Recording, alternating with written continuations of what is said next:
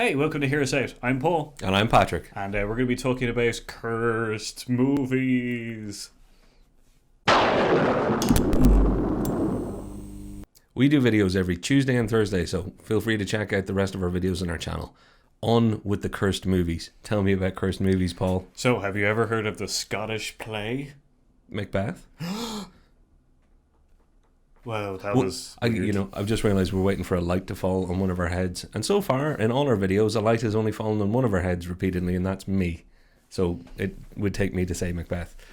So the whole idea of the Scottish play is that if you say Macbeth, something might happen to you. Yeah, so it's like it's a like lore thing that is Yeah. spread throughout throughout to kind of all the productions and everything like that.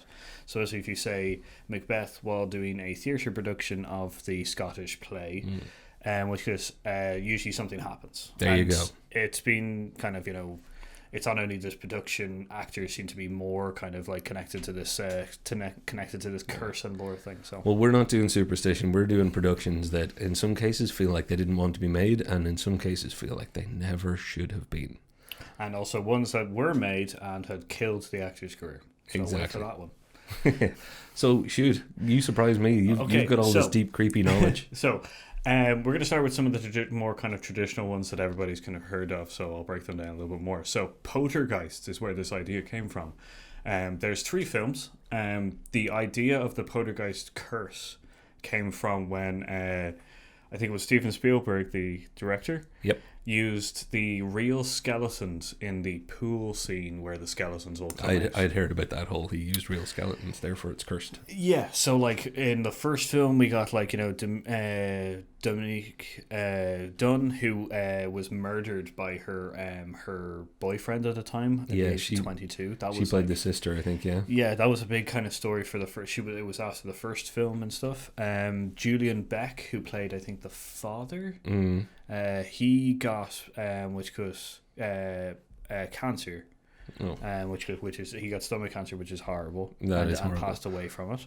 In the second film, Will Simpson died from complications of which was kidney operation after a kidney operation. Wow, okay. And then the most creepiest one is, well, not creepiest one, the one that's kind of everybody gets more kind of over or connected to is Heather O'Rourke, who played the little girl. That creepy little kid. I know it's terrible because she passed away, but she scared the dickens out of me when I was a kid. They're here. Stop it. So she was diagnosed with Crohn's disease, and which was during one of her last scenes filming in Poltergeist 3, she complained of stomach cramps and started vomiting violently. She was sent home, but sadly the next day she had a cardiac arrest and passed away from a post-operation, to fix the issue, post-operation septic shock, which is Wow. kind of the bigger one. She was like 12 years old at the time. That's rough. And it was a misdiagnosis, essentially, I think, for the Crohn's. From what I remember, they were saying that really what they should have been looking out for was the bowel obstruction or whatever that caused it all. Yeah, like there was several kind all of sorts of complications within the whole thing. So Yeah. Oh, man. That was a creepy film, and that's one of those ones that, like, I don't believe in any such thing as a curse or any of that sort of stuff, but God, if there was ever going to be a film series, and a film in particular that was going to do it, it'd be Poltergeist. yeah, like Poltergeist had because it was 3 films, it had tragedies in each single film. It was like, and the tragedies were done after the film. One of them literally right after. Like Yeah. they had to finish Poltergeist 3 with a body double for the kid. Oh man, that's rough. So, death toll of 4, and we're not doing death tolls because that's just creepy. I wish I hadn't said it. Fairly sure one of mine will win. I'm pretty sure because when Paul floated this idea, I ended up going down the route of maybe less in the body count, but more in this film really doesn't want to get made. The cursed production, if you will. And the one I'm pumping in first is Don Quixote. The story of Don Quixote was tried to be told. It's an old Spanish novel. It's actually a pair of Spanish novels. So it's a tale as old as time. People have been trying to make it into movies for a long time. But Orson Welles famously started trying to make a Don Quixote story in 1957. He didn't manage to do it before he died, even though it went into production and had done shooting. And it was actually, all the stuff that he shot was edited together. But when I say before he died, I mean it still hadn't been done by 1985 when he died. So from 57 to 85, he was trying to make a film. How do you even do that? The process just hit my head there because Yeah. I was just like, oh, he must have started in 1950, and then you said 1986. 1985 or something like that. Yeah, and then my brain just caught up going, that's like 30 years. Yeah, that's a lot of years. So he was he apparently, he was running out of money, so he was going off and doing other projects. Somebody did an edit of it and released it, I think, at a film festival. I think it might be on YouTube. Anyway, importantly, Orson Welles isn't really the story here, because Terry Gilliam of Monty Python fame. So if you've ever watched Monty Python, the animated parts with the little cutout paper stuff, that's Terry Gilliam's work. A great director in his own right. He's done Brazil and all sorts of good stuff. He started with the idea of Don Quixote in 89, 1991. Nobody's quite sure. He says, whenever, but by the time 2000 came along, he hadn't got very far. Then by halfway through 2000, he had Johnny Depp on board. They were going to make a film. It was all great. They start shooting. By the time 2002 is come around, it's all dead in the water. So 2 years, they had floods. They had everything go wrong that could go wrong. Yeah, because that's what I was going to ask. I was just like, how did the production not get? Was it? And it was just floods and production issues over and over again. This is so messed up. I have to tell it in stages, and I'm trying there because there's more. Okay, that's the weird thing. The Johnny Depp production got screwed by floods, and apparently there was NATO planes where they were shooting because they were shooting in South America somewhere, and they were doing flyovers and kept disturbing the filming, and they worked out later on that people were flying over to try and see Johnny Depp, which is kind of funny. So the production lost a load of money. The production ended up getting halted indefinitely, so much so that they even made a documentary about the film because they were shooting behind the scenes stuff. That's weird. But that's only version 3 or 4. After that, he tried to come back again in about 2009 with Ewan McGregor and a whole lot of other people. That also fell on its ass after some financial problems and some other things. Then 2016, Adam Driver, we all know Adam Driver, and Jonathan Pryce were cast, and it's finally going to happen this time. And it did. In 2016, they started making a film that was released in 2019. It was released in April of this year. Oh, wow. Yeah, for one night. Because it was actually released as the closing film in the Cannes Film Festival in 2018. But that was a one-night thing in Cannes, and then it was released in France and Spain because somebody involved with the film took a legal dispute up against them as to where they could distribute this thing. So it ended up being released sporadically in a few countries and then getting a one-night release in America. Terry Gilliam tried 10 times over 29 years to make Don Quixote. Beat that for a film that does not want to get made. That's a cursed production. That is a cursed production. Like 20. Yeah, it took me a while to tell that one. Sorry, folks, but there's a lot in there. Well, no, because you've got from it starts in 1950s. Well, 57, yeah. Yeah, and then the time that it does get released in 2018.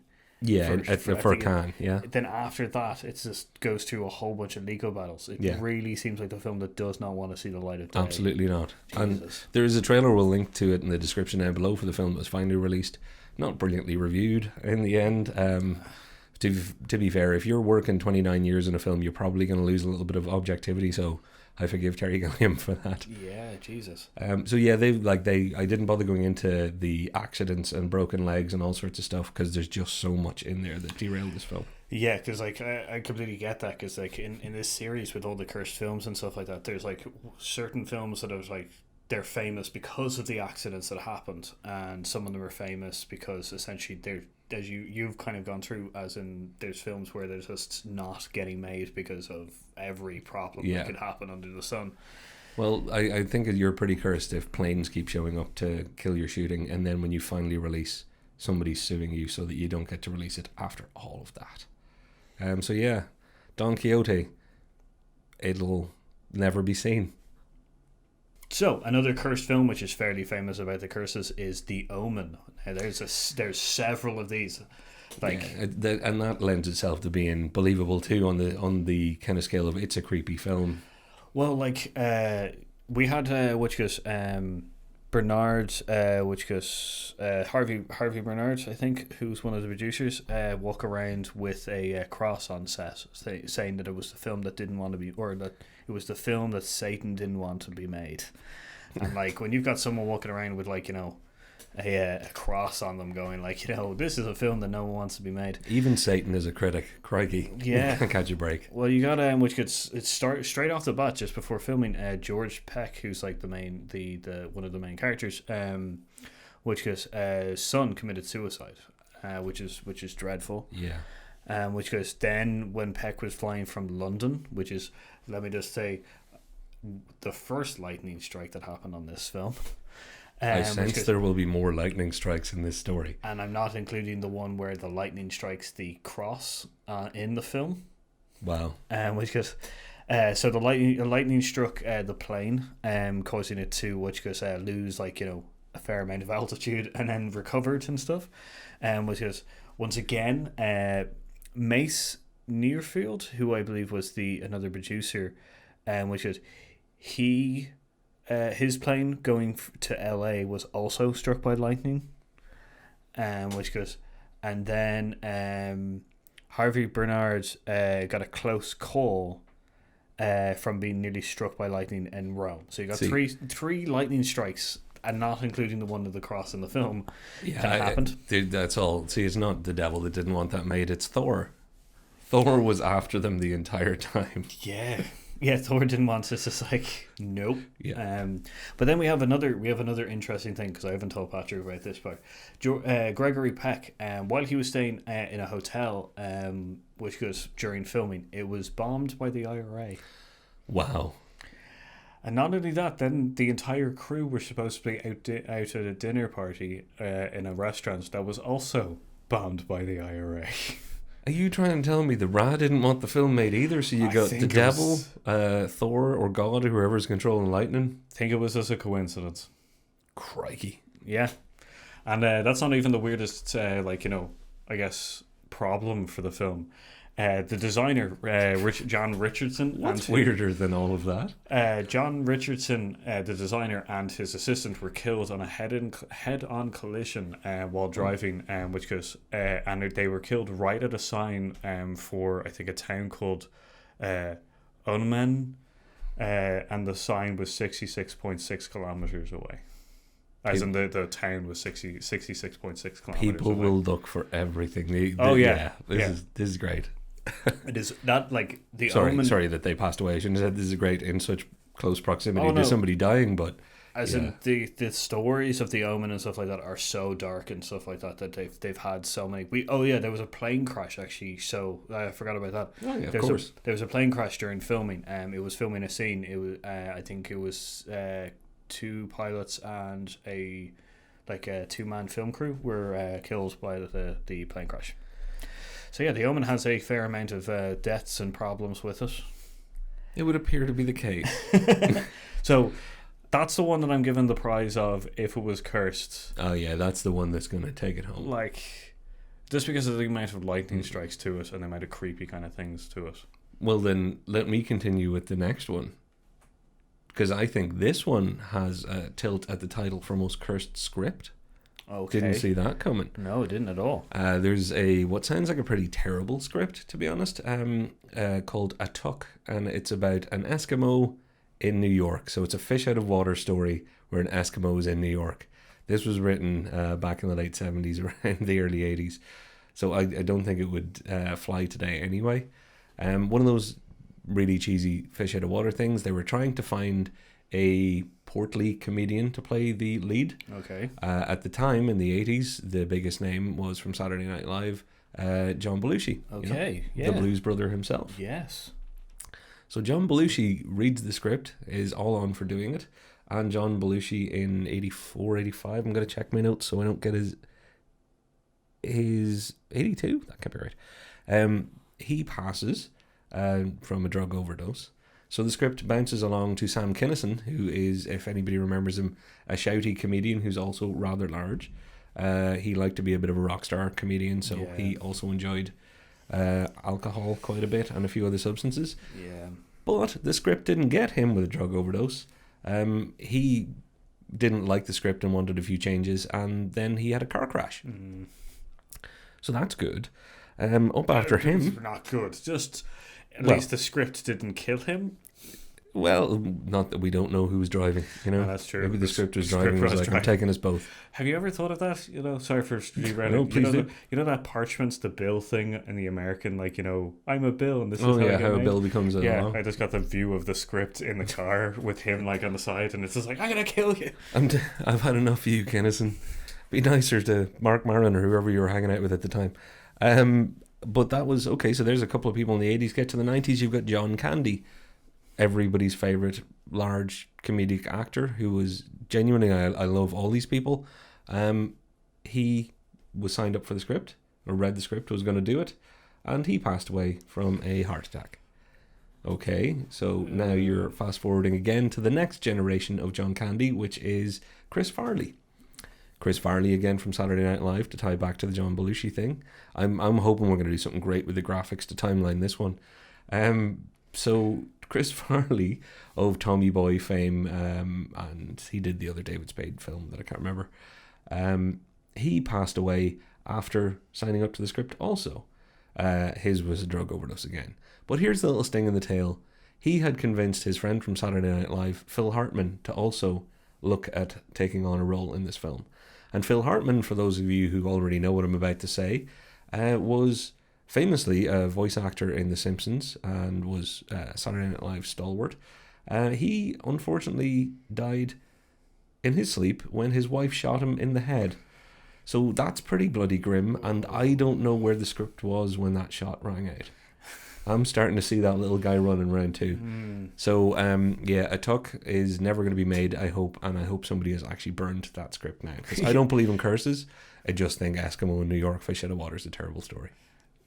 Sure. It's in like I'm not scared. You know, this like, do you know the museum that the Conjuring like things are filmed on? I have never seen one. See, it's on. You don't actually ever see it. There's a museum of the two people that are the two exorcists. Oh, okay. They have a museum of, like, you know, that's where the doll.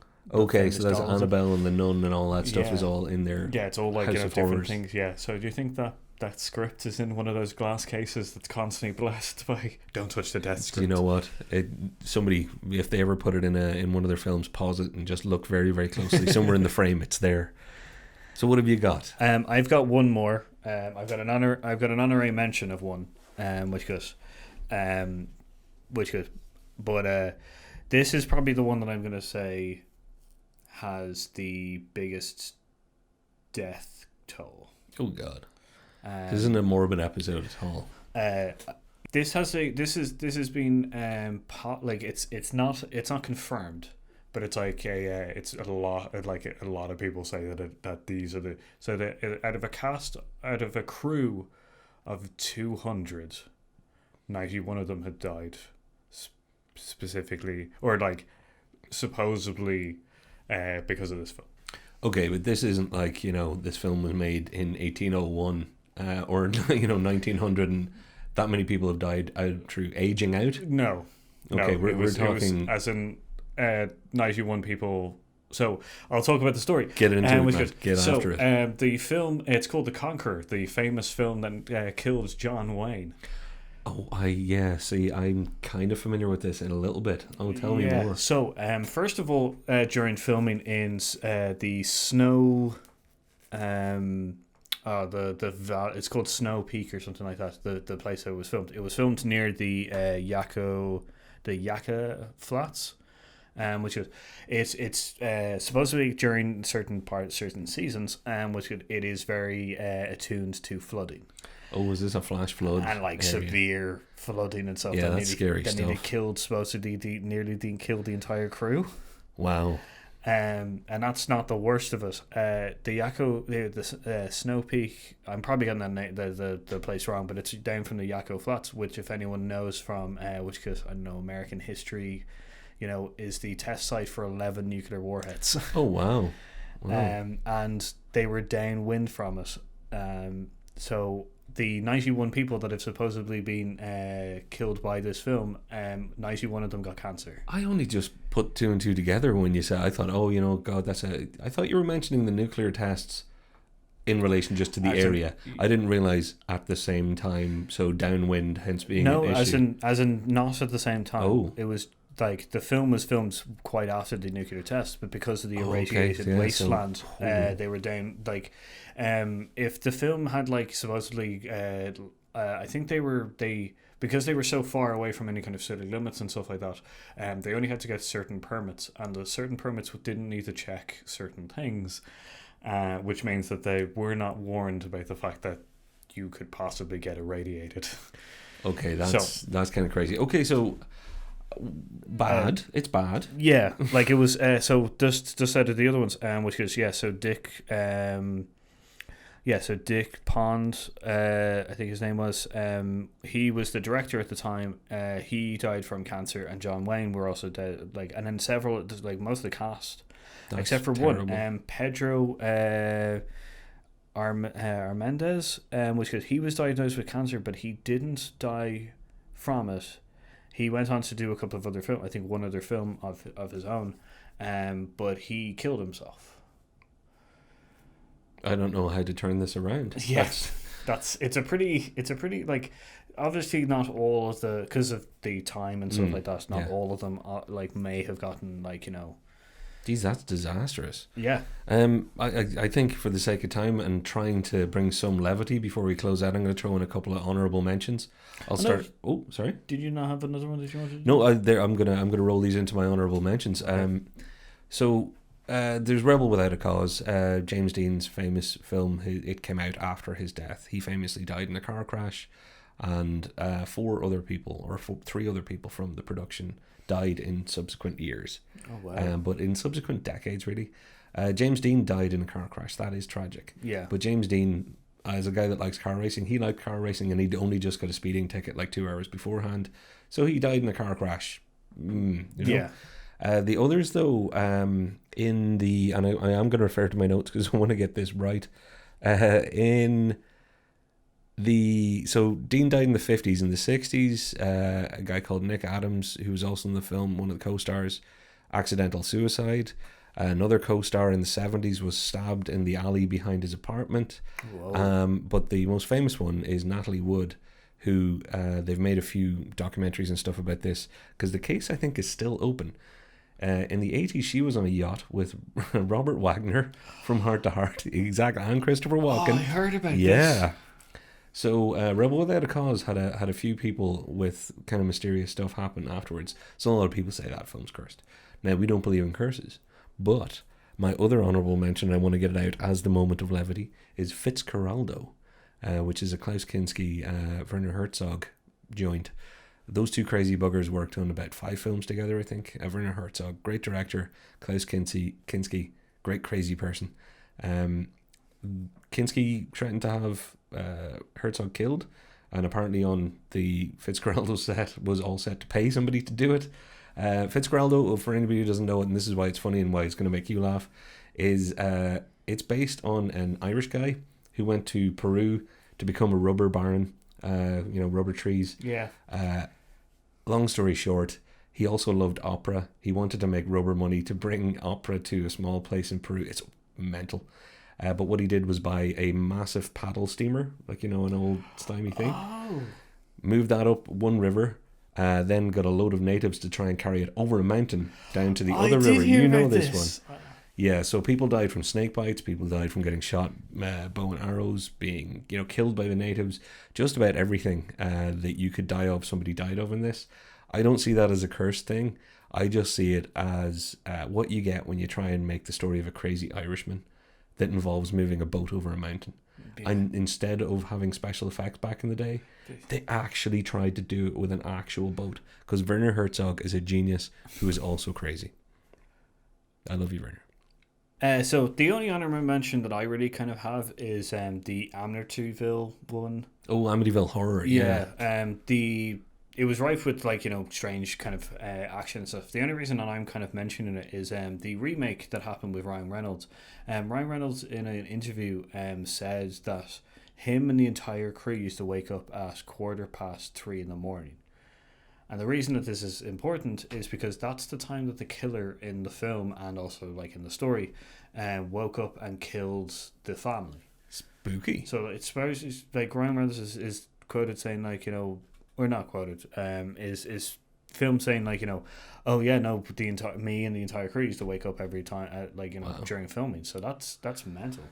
Yeah, it's explainable, and this is the point where I go, I know I'm doing this at the end so it won't be lost in the edit. It's where I reaffirm that we can explain all of these things, and that at no point am I buying into the whole cursed idea.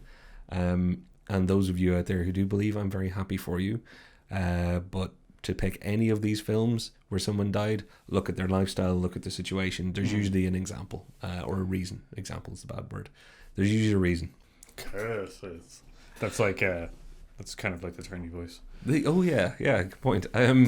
All right, well, I'm gonna hope that we don't get cursed by this episode, and if we do, there'll be no way to prove it. But if something does happen and a YouTuber makes a video about us doing a cursed video about things, just don't watch it because it's too meta even for YouTube. Yeah, no, really don't. Though if there is a film that's going to be made, then Matt Damon, Ben Affleck, nice. I didn't think about that. Yeah. Well, I've been cursed. And I'm cursing him. Oh, okay. Yeah. You know, I'm Paul. And I'm Patrick. Stay safe, everybody. Yeah. Hopefully see you again. Don't forget to like, share, and subscribe. Yeah. Comment down below any of the spooky things that you know about films. Yeah. Happy Halloween.